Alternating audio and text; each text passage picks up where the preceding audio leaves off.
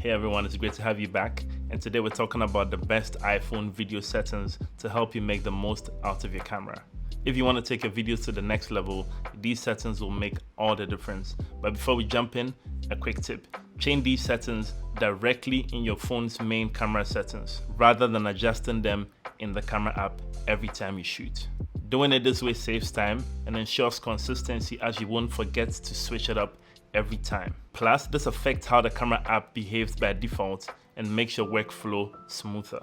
First, let's talk about resolution. I highly recommend shooting in 4K if your phone can handle it. Why? More pixels equal clearer, sharper footage. Even if you end up exporting in 1080p, shooting in 4K gives you the flexibility to crop or reframe your shots without losing quality. Keep in mind though, the higher resolution means more storage usage. So if you're doing a lot of content creation, be mindful of your storage available. Next up, frame rates. Now remember, video is simply photos being played back at a very high speed. So the more the frames per second, the smoother the action. The main difference between 24 FPS, 30 FPS, and 60 FPS is how smooth the motion appears. 24 FPS is the standard for films and visual storytelling, but I recommend you shoot in 30 FPS because that is what most social platforms are optimized for.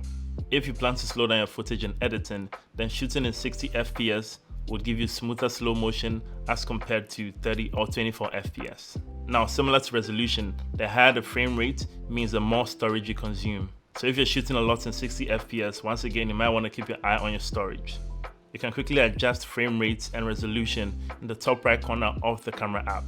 Now, speaking of formats, in most parts of the world, the default NTSC formats will work fine. However, if you've noticed flickering lights in your footage, especially when shooting indoors under certain lighting conditions, you should turn on Show PAL formats. Now, PAL uses 25 FPS, which can help take out that flicker, and this is more so if you're shooting in Europe and certain parts of Asia and certain parts of Africa. For general settings, I recommend shooting in high efficiency mode. This is the best mode for iPhone and will help you get smaller file sizes without losing much quality. If you're shooting on any of the more recent iPhones, you will see an option for ProRes. A quick tip, avoid shooting in ProRes unless it's absolutely necessary. ProRes videos eat up a ton of storage, and before you know it, you'll be needing external hard drives just to keep shooting. For most creators, it's not worth the hassle. I always have the grid and level tools turned on. The grid helps you to make sure your subject is correctly positioned within the frame by giving you guidelines, and the level helps you to make sure your phone is not tilted sideways.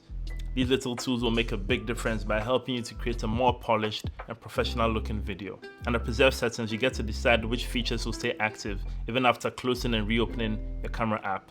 Most of these options apply to photos, but there are a couple that can still make a difference with your video. One important setting to enable is exposure adjustment. I prefer to lock my exposure manually because auto exposure tends to brighten the highlights too much just to balance the shot. This allows you to lock the exposure and still keeps the autofocus active, so you can move about freely and still have full control over the brightness. Here are 2 quick tips to help you further improve your videos. Shoot with the rear camera. In today's world of selfies and vlogging, it's very tempting to use the front-facing camera for everything, but keep in mind the rear camera is of higher quality. While it takes some practice to shoot without seeing yourself, the results are definitely worth it. You will get sharper and better overall footage using the rear camera. Now, the second tip is to avoid the slow motion mode on your phone. Slow motion is fun, but keep in mind the iPhone does not allow you to shoot slow motion in 4K. If you're on slow motion while keeping that high resolution, shoot in 4K 60 frames per second. While it won't be as smooth as 120 or 240 FPS, you can still get decent slow motion while getting that 4K sharp detail. And that's it. These iPhone settings will help you capture better and higher quality videos with ease. If you found this video helpful, don't forget to like and subscribe. See you guys in the next one. I forgot to mention, but clean your lens before you shoot. All these tips and settings wouldn't matter if your lens is smudged and dirty.